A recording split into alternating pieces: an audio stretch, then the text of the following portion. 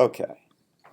So for the remaining portion of this course, what we are going to be interested in are data structures that efficiently implement three operations: insert, find, and delete.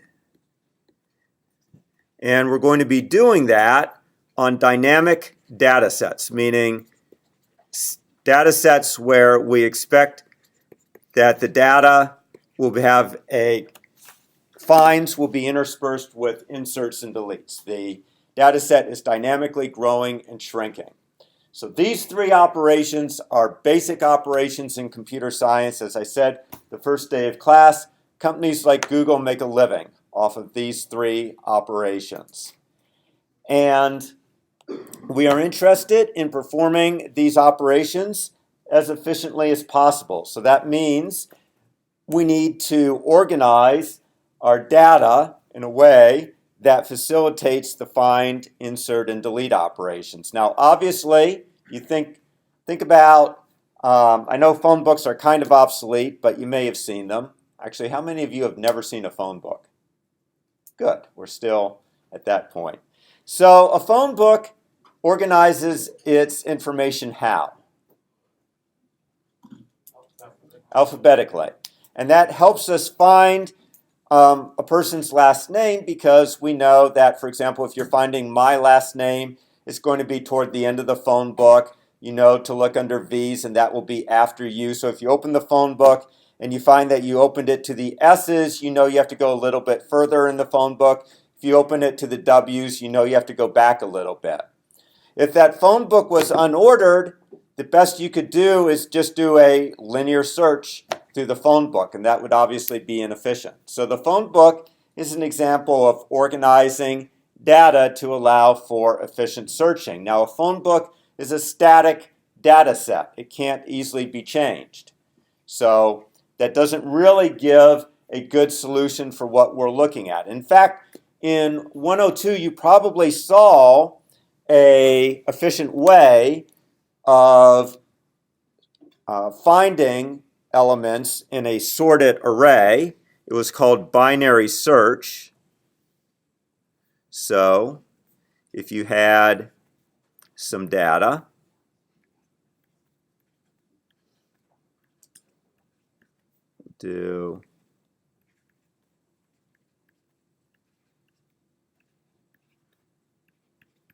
and let's say I wanted to find the value 10, what you first did was you probed into the middle of the array. So you took the low and high points, which was 0 and 5, and you divided that by 2, so you'd look at index 2.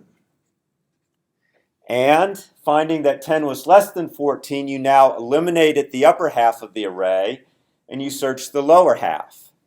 So you would change your upper index to be 1, keeping the lower index at 0. And again, you would look and you would check at 0, and now you'd find that 10 is greater than 6, so you'd eliminate the lower half. So you would change your lower index to be 1, your upper index would be 1. That would give you 1, and you have now found it. So binary search essentially always looked at the midpoint of the remaining part of the array. This was called binary search.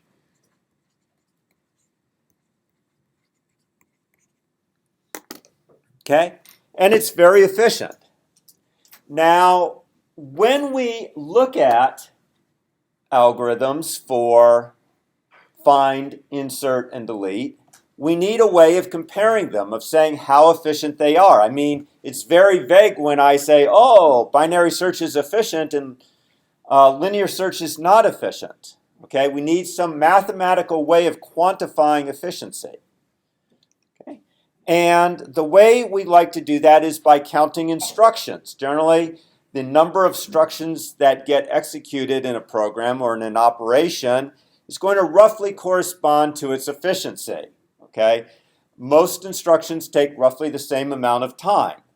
So we are going to say that a measure of efficiency is the number of instructions that get executed. So measure of efficiency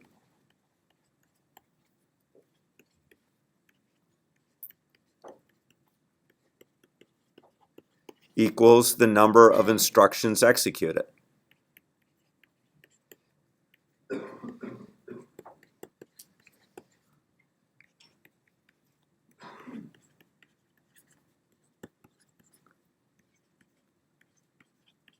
Okay, for an operation.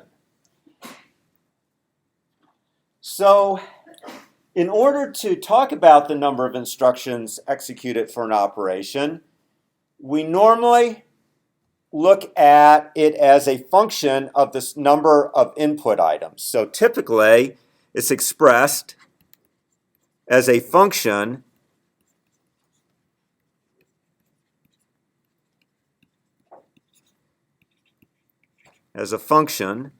of the number of input items.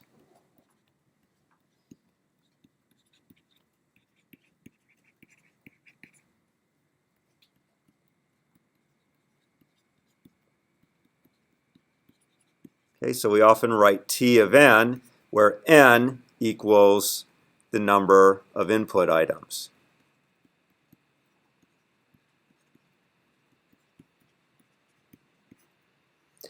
And the reason we choose the number of input items is typically that gives us the more input items there are, typically the longer it takes to execute an operation. Think back to that telephone book.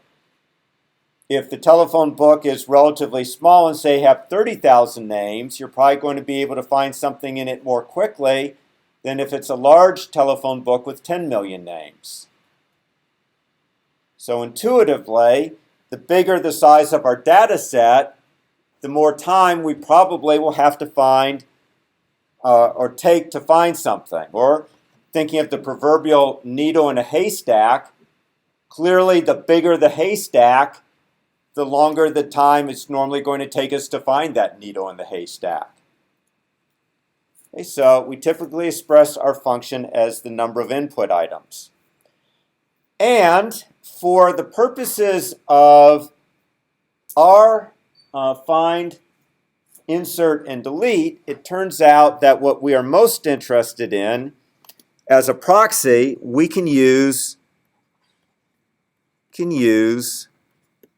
number of comparisons as an approximation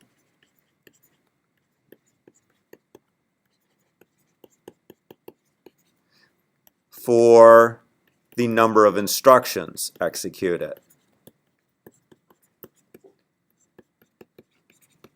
And the reason for that is that the number of each comparison normally takes a constant amount of time, and that's generally what the insert, delete, and find is. We'll find out that insert and delete are essentially a find followed by a constant time operation to either insert the data or delete the data. So insert and delete normally require a find as a prerequisite, and then follow up with a constant time operation. So the comparisons are the important thing. So in our binary search, we halved, with each comparison, we halved the size of the array that we were looking at. And when you do that with a number, when you halve it each time, halve the size of something, it turns out that that is log n. So binary search, it turns out, requires log 2n comparisons. Because, as I said, every time you have the size of something, to get it down to 1, it takes log 2 of n to do that.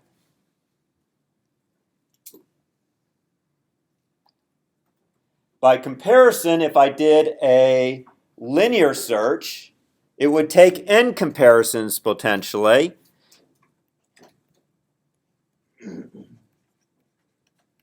if I did linear search,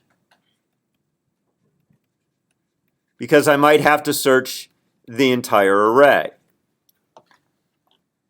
And on average, I'd probably find it after n divided by 2 comparisons.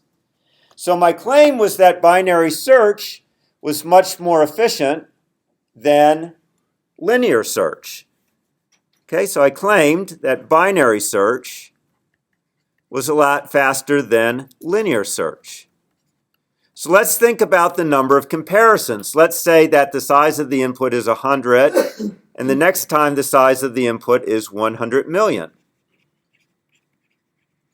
Okay, so the first time log 2 of n is roughly 7 for binary and 100 for linear, which means that already binary search is about 14 times faster than linear search.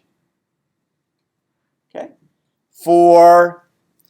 By the way, if you're not sure how you get to that number, you can get to it by 2 to the log 2 of n should be equal to n, roughly. So in this case, you can think of it two ways. So you take 100 and you try to have it. Okay, the first time, then 25, then 12, then 6, 3, 2, and 1. Counting it up, it's 1, 2, 3, 4, 5, 6, 7. Okay? And as I said, generally, if you can solve the equation 2x equals n, x then is equal to log 2 of n. So what you're really solving is the problem, what is x in 2 to the x equals n? So if you haven't seen log 2 of n before, that's what we're talking about. Okay? So to get to 100 million, I'm afraid that I did not pre-compute that number. So let's see if I can quickly do that using Python. Let's see.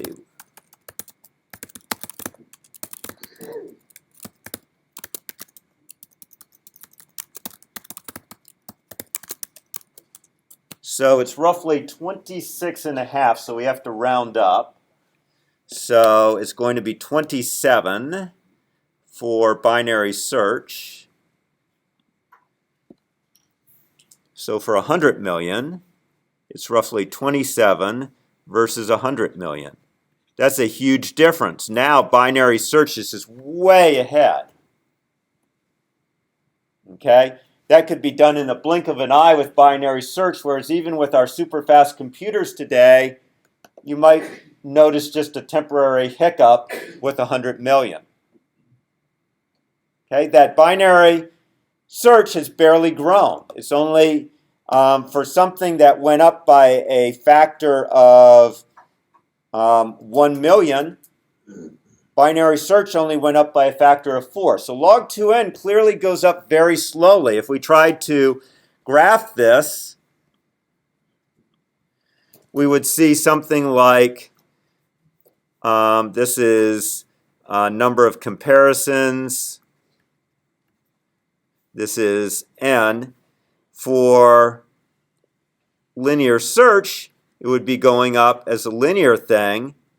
By comparison, it would look very much like that for binary search, much smaller. Okay, so that is what we are looking at. We are trying to minimize the number of comparisons that we use for find, insert, and delete. And we use as a measure of the number of comparisons, we try to express that as a function of n. Now, we really don't care about constants. We really don't care about lower order terms. If I, for example, said that the number of comparisons was 3n squared plus 500n plus a million, All we really what we care about is what is t of n as n approaches infinity. Okay? And as n approaches infinity, what is the only important term?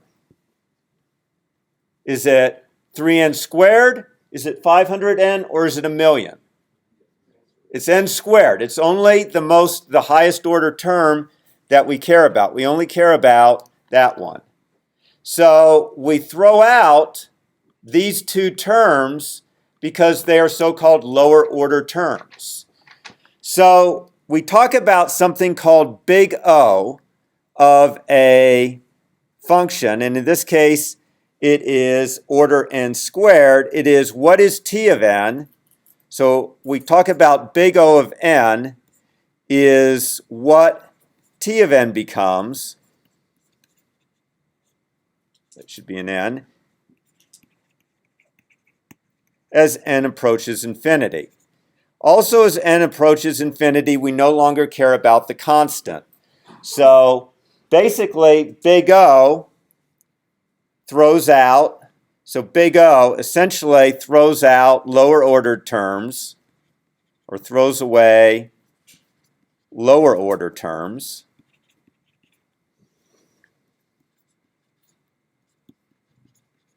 And it throws away constants.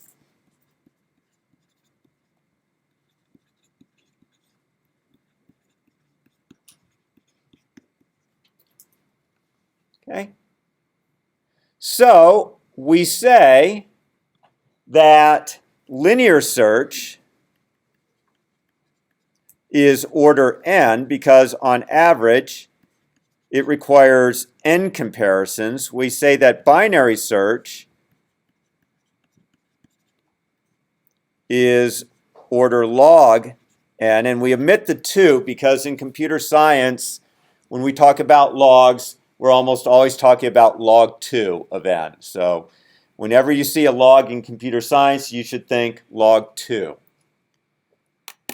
So we use big O notation as a way of showing the approximate cost of an algorithm or an operation as n approaches infinity. And because in practice we're normally dealing with fairly large data set, think of the number of documents that Google deals with, it's billions. What we're really interested in the real world is very large data sets where n is getting very large. So we are going to be using this big O notation to express the running time of our find, insert, and delete operations, and we will use big O notation to compare their efficiency. In general, big O notations that have lower polynomials are better than ones with higher polynomials. That may not be true for very small sizes of n, but as n gets big, the large term dominates. And one final thing, if we're talking about constant time, which some operations are, we call it O of 1. So a constant time operation is expressed as O of 1. For example, an access into an array is O of 1. To find the nth or ith element of an array, that's constant time. To perform an addition operation is constant time. Okay. Even a series of like 15 addition statements, if it's just 15 addition statements, we say it's constant time. Why is that? Well, it's 15 times 1. 15 is the constant, so we throw it away. Okay, so constant is good. Any questions about that? Okay, so what we're going to look at as our first data structure is something called hash tables. And hash tables are widely used in scripting languages. If you've ever used a scripting language and heard of something called a dictionary or an associative array, those are hash tables. Hash tables are the workhorse of scripting languages along with arrays. Okay? when hash tables work, they work very well. We always talk about don't bury the headlines, so we won't. Before I even show you what it is, I'll tell you how good the operations are. For hash tables, they are the best, they are the gold standard for find, insert, and delete. When well implemented, they are all constant time operations. When poorly implemented, we will find that they can be order n. So this is the worst case. This is the average case. So hash tables, generally, if you can use a hash table, you do, because they are the most efficient data structure for find, insert, and delete. Now, there are reasons why sometimes you can't use them, which we will explore. But the reason scripting languages use them is that they are the most efficient data structure out there. So the basic idea with a hash table is you have an array. Remember how efficient it is to find items of an array. If you have an index, you can get to that index in constant time. So the idea with hash tables is simple. What if we can randomize the data, namely keys? So we're going to have keys that we're going to search on. What if we could randomize those keys in a way such that each key uniquely mapped to one location in the array? Okay, so here we have names like Luther, Rosalita, Binky, and D'Antonio. What if there was a way to apply a function to each key that would produce an index that was unique in the array? Well, that would be great, because then we could locate that key in constant time, because we know that the time to index into an array is constant. So if that function that randomized the string gave us a unique index with one probe into the array, we would find that key. That would be great. And that's the idea behind hash tables, is that you have an array, you apply a function called a hash function to the string, and it produces an integer. Now you can see that that integer is way too big. Okay? We can't possibly or reasonably have hash tables that big, or arrays that big. It would take up too much memory. We have to make our arrays smaller than that. In this case, you can see we made our array be of size 10. So how do we map this enormous number into an index in this array? Any ideas? Modulo. We mod that number with the size of the array, and that gives us a number between 0 and the size of the array, the remainder essentially. So we will mod that random number we have created, and we will put the item at that place. So here you can see if you mod this gigantic number with 10, all we actually care about is the last digit. So Luther would go into 1. You can see Rosalita would go into 4. Binky will go into 2. All well and good so far. Unfortunately, D'Antonio, while D'Antonio's random number is different than Luther's, when we try to map that down into our array of size 10, we get what is called a collision, because if we look at the last number, it is a 1, and Luther already occupies location 1. So the problem with hashing is that we're not always going to get unique indices in our hash table. And that is called a collision, when two keys want to be placed in the same array entry. It's a collision. and we have to do something about that. So ideally, every key would map into a unique array entry, and in that case, we'd obviously get order 1. In the worst case, let's say our hash function was brain dead. Let's say our hash function returns 1 for every string we give it. Okay? Then every string would be mapped to location 1, and this is where we would get the very bad order n, because pretty much no matter how we handle collisions in that case, we're going to do no better than order n for some of our searches. Essentially, we'll get reduced to linear search, as we will see. Okay, so we really do need a good randomization algorithm that's going to produce a well-distributed set of random numbers that when taken modulo with the table size will actually yield a uniform set of indices, or a uniformly distributed set of indices. So that's what we have with hash tables. We have a hash table which is an array of some size, and I will tell you in advance that table size is important.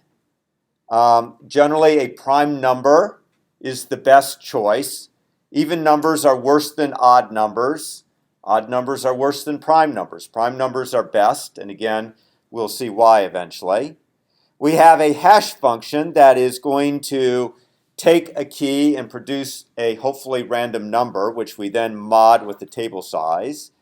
And we have a collision resolution strategy that deals with what happens when two keys map to the same array entry. Okay? Now, intuitively, it should be obvious that the bigger we can make our table, the better things are likely to be. Okay? If our table is size 1, it really doesn't matter how well distributed our random numbers are, because they're all going to have to go into that one entry. If we increase it to size 2, well, that's a little bit better, but not much, because no matter how good we are, 50% of the keys will have to go into each entry. So the bigger we can make our hash table, the better it's likely to be, but obviously there's also limitations because of the size of RAM.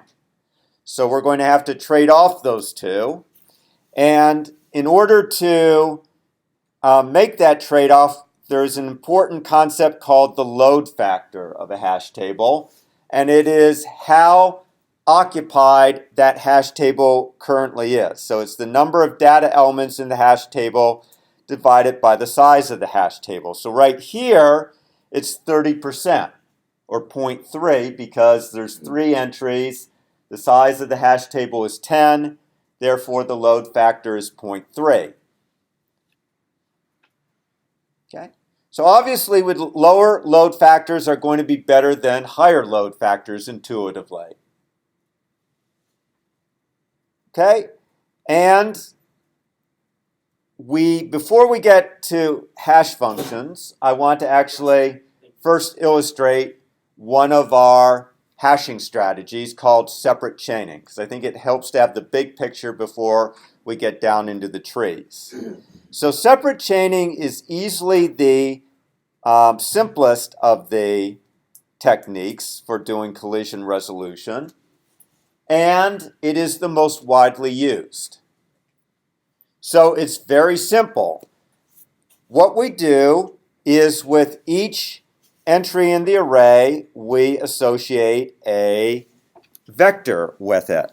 And we simply create a list of keys for each bucket that we have. So going way back here to our first one, we would have a,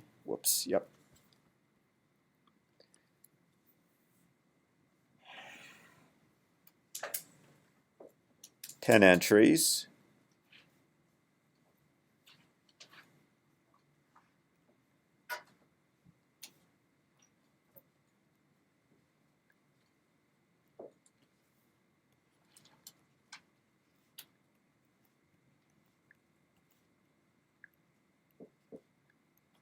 And associated with each, we have a vector. So with 1, we are going to have Luther. I'm going to abbreviate D'Antonio as don't. For the second one, we would have Binky. And for 4, we would have Rosalita, which I'll abbreviate as Rose. Let's say we have another one. Let's say we want to insert Brad. And the hash for Brad, mod 10, ends up being 4. Then we would push Brad onto the back of here. So basically, every array entry has a vector associated with it, and we simply do a pushback to add a new key to that entry. You will hear us use the word bucket a lot. So we often call each entry, bucket equals an entry in the hash table, which of course is an array. Okay, so 1 is a bucket, 2 is a bucket, 4 is a bucket, 5 is a bucket. So you often hear us use the word bucket because in some sense it's holding a bucket of keys. That makes that's why it's called a bucket. It holds a bucket of keys. Okay? And you can see that this is very simple. If you want to do a search for an item, if I want to search for D'Antonio, I compute its hash key, go to entry 1, and I do a linear search through the keys at entry 1. Yes? Would it be faster to do a binary search instead of a linear search? So the question is, would it be faster to do a binary search rather than a linear search? And the answer is no.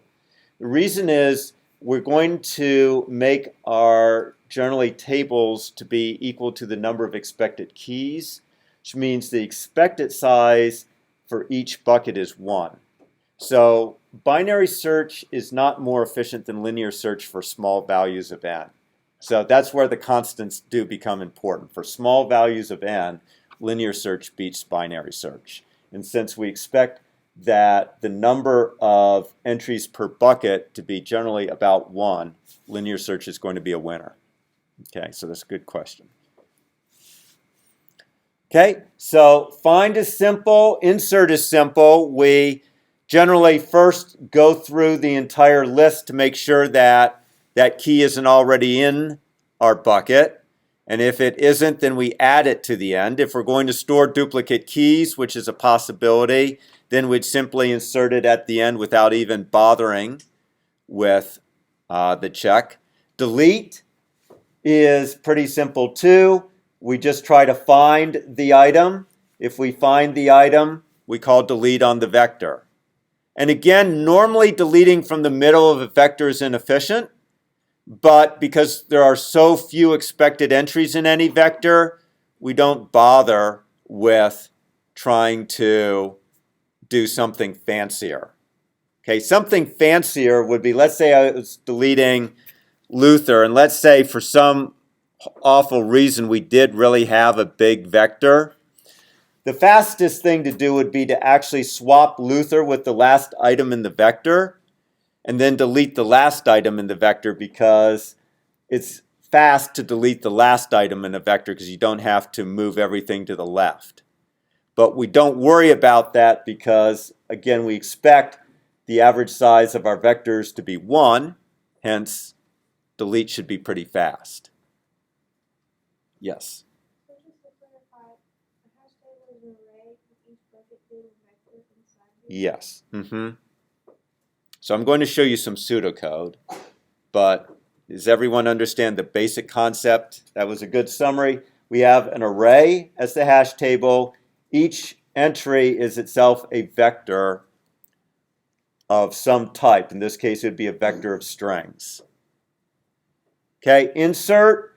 We first try to find. Well, find is the first easiest. Find, we simply compute the hash key, mod it with the table size, and then use that index we do a linear search of the vector to try to find the key. Insert, same thing, linear search. If it's not there, we append to the end of the vector. Delete, same thing, linear search. If we find the key like D'Antonio, we delete it. Questions about that? Okay, I told you it's an easy strategy. I have some pseudocode down here that I prepared. So here's what the data structure looks like. So first of all, we normally store more than just a key. We normally store some associated information, like with the Luther and Rosalita, we'd probably store some personal information. So we normally have some kind of data class with the key declared in some other fields. Remember, this is pseudocode, so it's not exact C++. Then our hash table is a vector of buckets. And here I did a type def. You may not have seen a type def yet, but basically each bucket is a vector of our data. And a type def is really just a way of defining a new type, in this case bucket, which is shorthand for the longer type. So the pre-C++, when it processes your code, it sees bucket and it literally replaces it with vector data. One neat thing is you don't have to worry about the separation between the two greater than signs anymore. So it's often easier to read this kind of code. I don't care which way you do it in the lab. Dr. Planck used to use type defs. He updated his notes last semester so they don't. My notes right here still used the type defs. So it was our hash table is a vector. Each bucket is a vector of our data elements. Okay, so insert takes a hash table and the item that we're inserting, which presumably would be the key. So probably I should have said item.key here. I will fix that. So we apply our hash function to our key, mod it with the table size to get our index. Then we iterate through that bucket. If we find the key that we're looking for, then it's already there, so we don't want to do the insert, and we return false. That's assuming, of course, that we don't want duplicates. If we were okay with duplicates, we wouldn't even have done the search. We would simply have done what we do at the very end, which is a pushback on the item, which adds it as the last entry to the bucket. So the point of this for loop was to avoid inserting a duplicate key, but if we're okay with duplicate keys, then we would simply delete that for loop and go straight to the pushback. Okay, but remember at the beginning I said essentially that insert and delete are find followed by a insert or delete. This loop is essentially a find followed by the insert. Okay, here's our find operation. This time we literally do just have a key, not an item. Again, we hash the key and mod it with the table size. This is just a simple linear search through that bucket. If we find the key, we return the item at that particular bucket location. Otherwise, we return null to indicate that we didn't. Don't worry about null, it could be false. We'll get to that later. Some kind of indication that we did not find the key. Okay, and deleting an item. Okay, the old routine. Again, we have a key. We hash it. I really didn't need last entry here. Could have just done the same. This is just the same find operation. as we had up here. The only difference is the return statement is replaced with a delete statement, followed by return true to indicate that the delete succeeded. If we don't find the key, we return false to indicate that it failed. Okay? So the heart of all three procedures was the find. And it was a very simple linear search through the appropriate bucket. The appropriate bucket found by applying a hash function to the key and modding it with the table size. Yes? No, the hash value is not the key. So the key might be a string. The hash function needs to produce a number. So we're going to go over hash functions in just a moment. Okay, a lot of effort's been put on finding hash functions. So, pardon? Right. Let's see. You mean for the insert? That was a mistake. I can't. Actually, I can very quickly fix this. So let me show you what I really wanted there.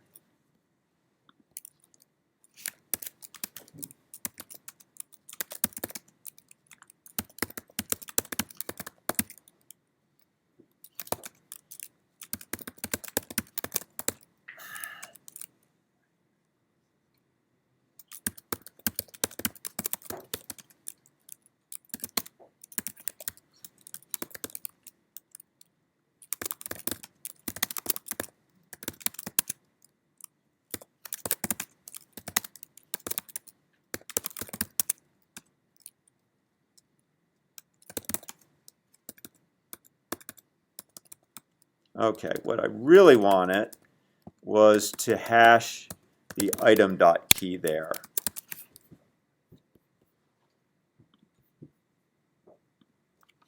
Okay, so what here I actually have an item of type data. Okay, and what I'm doing is now applying the hash function to that key. That's going to give me some number. So the key in this case, let's say, is a string, like Luther. The hash function is going to produce some kind of random number. And then we'll take that random number and mod it with the table size. Am I answering your question, or are you trying to ask a different type of question? Okay. Other questions? Okay. So, as I said, with separate chaining, we generally attempt to choose a table size that is equal to the expected number of items. So generally with separate chaining,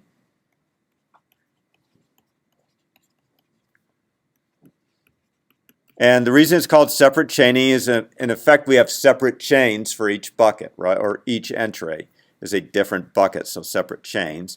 We try to choose a table size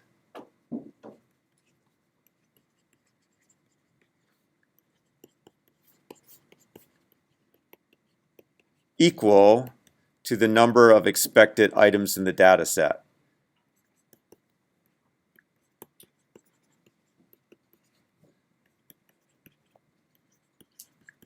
Okay, that implies that the load factor is roughly equal to 1. Okay, that squiggly line is meant to be approximately 1, roughly 1. Okay, we also generally try to choose the table size to be a prime number. So generally try to make the table size a prime number.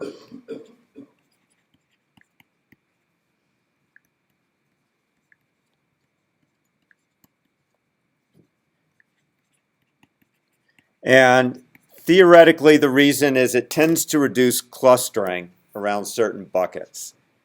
It just tends to produce a better distribution than non-prime numbers.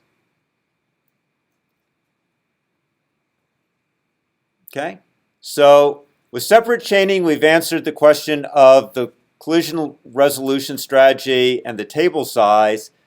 The one thing that we haven't answered is hash functions. So Next Tuesday, we'll go into another set of collision resolution strategies. We're now going to pivot and talk about how we generate the hash functions. Okay, those are pretty important. Oops, that's not what I wanted. Mathematicians have spent careers on coming up with interesting hash functions. Okay? There is a lot of literature about it. If you have integers like social security numbers, you normally just have the hash function be that integer, because generally keys like student numbers, social security numbers, personnel numbers tend to be already randomly generated, tend to be well uniformly distributed. So if we have a key that's an integer, unless we specifically know that that integer is not uniformly distributed, we simply use the integer. But our keys are often strings, and those aren't integers.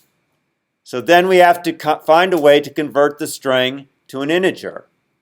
Okay, here's a very simple algorithm that is bad. And in fact, Dr. Planck calls it bad, for bad hash. What he does is takes advantage of the fact that every character in a string has an ASCII code between 0 and 128. So every character in a string can be treated as an integer, and it can be added together. So what he does is he simply goes through the string, starting at h equals 0, that's his hash. Then he iterates through the string as though it was an array, and he adds each character code, which is an ASCII number between 0 and 127, to h, and he returns h. It's very simple. Okay, and then you'll mod that with the table size. Okay, this is horrific. Why is it horrific? Well, let's start by pretending that, well, here you can see him running it on a couple letters. Here is A at 65, A is 97, so you can see those are the ASCII codes for them. If it's A, he's added them together to get 162. That's the sum of 65 and 97. Okay. Let's say we have a hash table of size 100,000. And our strings typically are names that are no more than about 20 characters long. Well, so let's see. That's not what I wanted. That's not what I wanted either. So you can do a rough calculation. Our table size is 100,000. Our keys are at most 20 characters. Those ASCII values top out at 128, or actually at 127. We multiply those two together, 130. We know that that is going to be less than 2,600 because I just rounded 127 to 130. So our table size is 100,000. The maximum hash value will be roughly 2,600.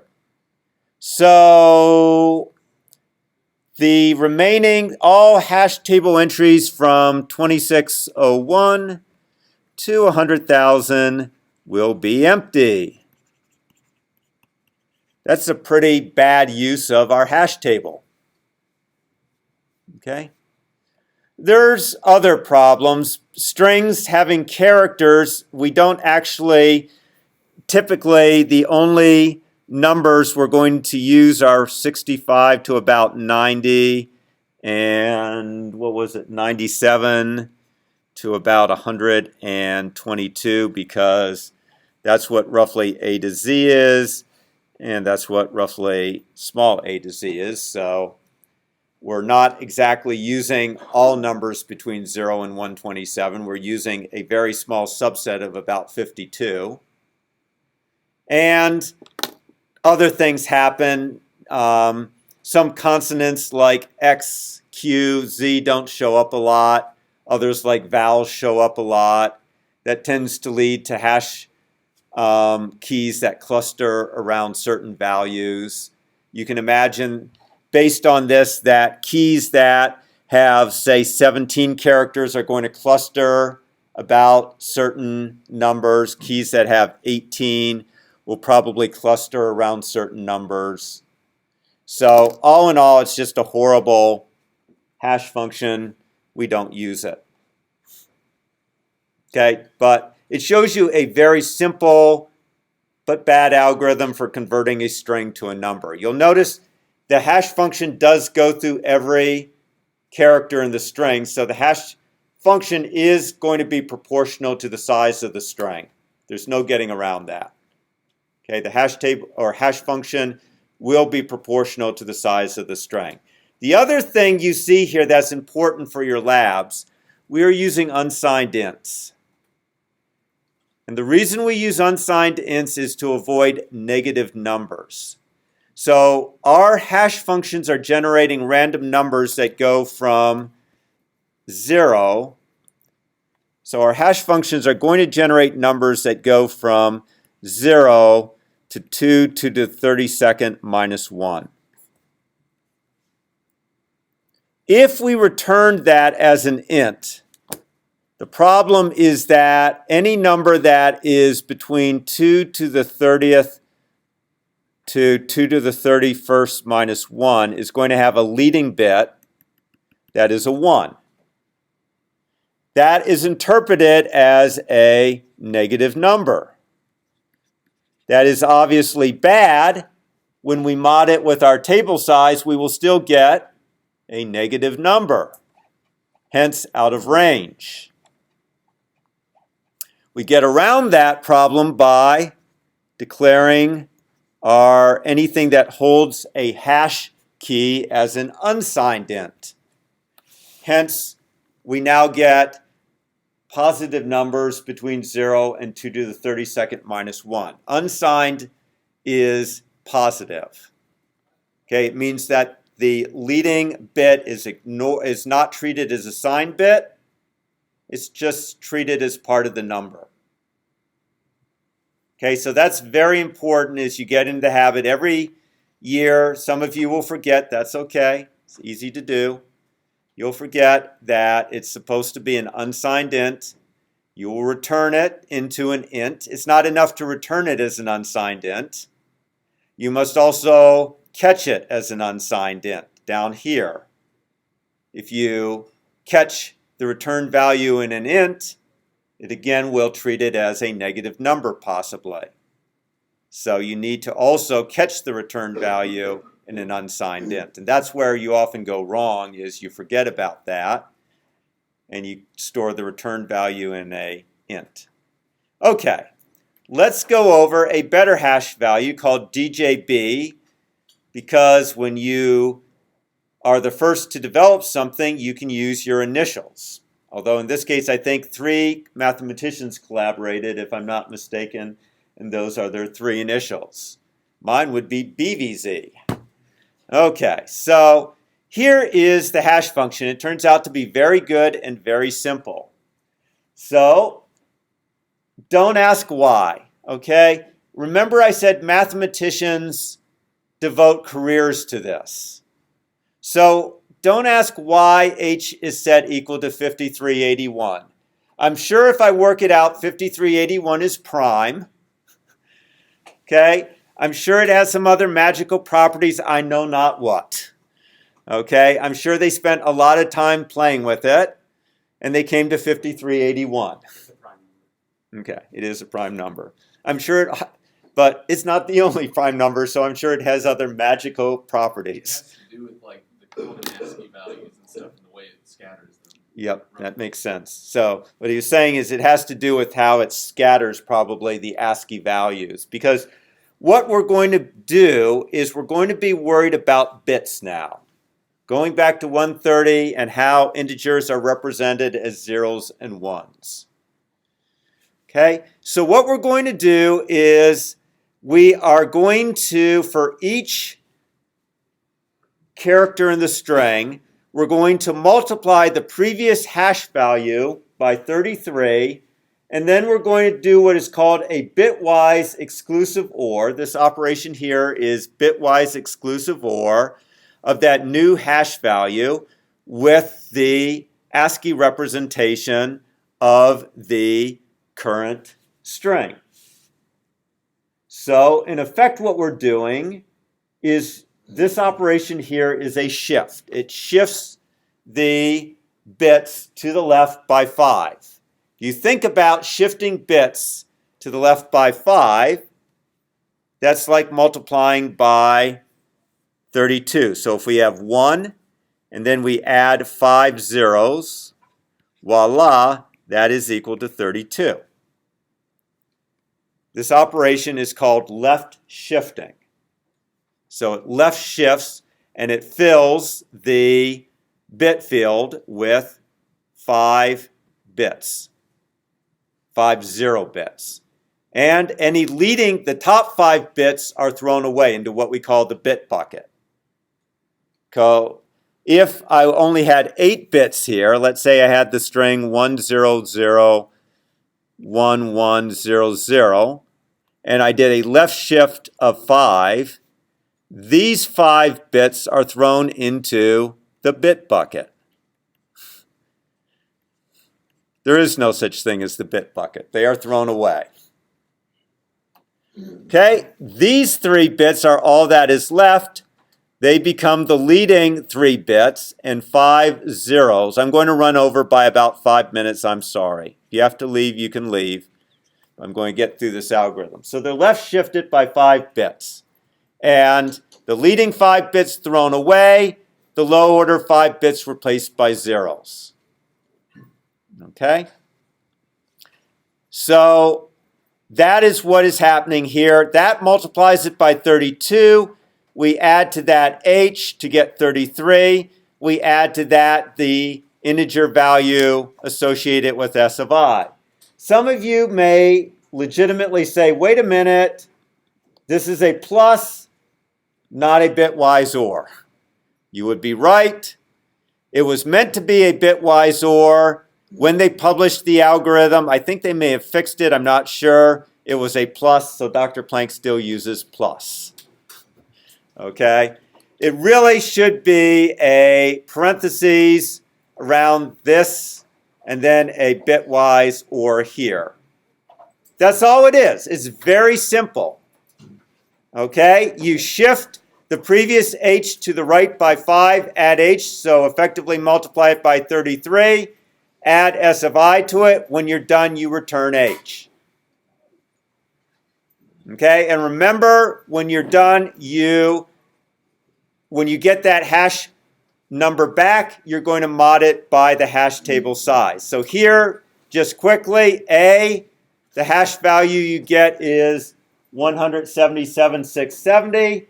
You can check that by multiplying 5381 by 33 and adding 97. If you have A, capital A, then after you get the 177,000, you multiply it by 33. You add 65, you get that, so on and so forth. Okay? This is, I think, one of the hash functions you'll often be using in lab because when we look at the analysis on Tuesday, you will see that it generates a very nice random distribution of numbers. 5381 is a big number. Multiplying it by 33 each time, you're pretty much guaranteed to get extremely large numbers that are big enough for your table size. Okay? So Tuesday, we'll talk about a more complicated hash function called ACM hash.